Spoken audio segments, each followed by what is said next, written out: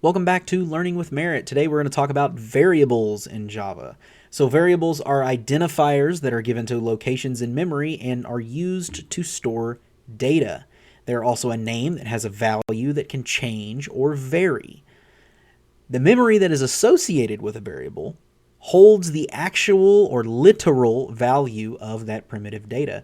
And then variables that hold the same string value also reference the same location in memory. We call this interning, and the compiler does that for us. And then variables have default values when declared, but have not when they're not initialized. We're going to look at those as well today. There are a couple rules that we use in Java for naming values.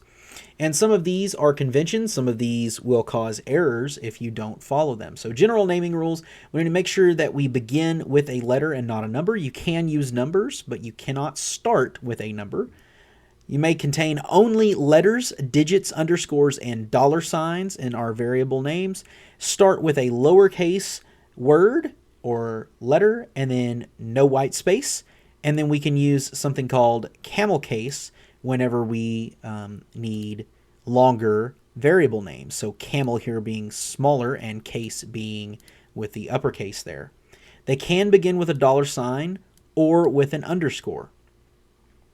These names are case sensitive, so that means if you give one an uppercase letter and the other one not an uppercase letter, they are two completely different things. You cannot use reserved words as names. Here's some good examples. Package is a reserved word. Public, class, static, void. These are all reserved words, right? We don't want to use those. String, for example, is a reserved word.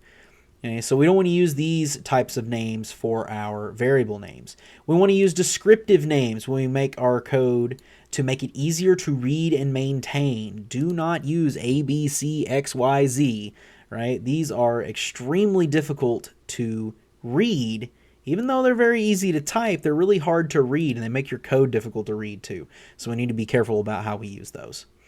So let's look at some things we can do with variables. So declaring and initializing variables. The syntax is we're going to provide a type, then an identifier name, and then a literal value that we want them to have, or in some cases, the name of another variable that we're using. And then aliases are variables that represent the same value. We're going to look at those as well. So here we have declaring a variable, and I've got the four very common types of data that we work with. Here I have an integer called num, a double called duo, a boolean called bool, and a string called str or str. And you'll notice what I have put out to the side of these. These are the default values that occur when you declare but do not initialize a variable. So an integer will be 0, a double will be 0.0, booleans default to false, and objects, like the string here, default to null. To declare and initialize a value, which is what you should always do, in my personal opinion, because it prevents these types of issues if you just go ahead and give it a value. There are some cases in which we would do this and not this, but we'll talk about those, of course, later.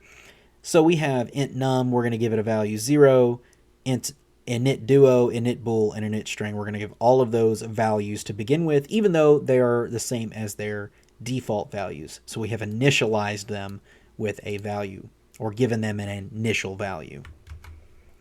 You can declare multiple variables of the same type with a comma-separated list. So we have int a equals 1, b equals 2, c equals 3. So if we want to declare several variables of all of the same type, we can put them on the same line.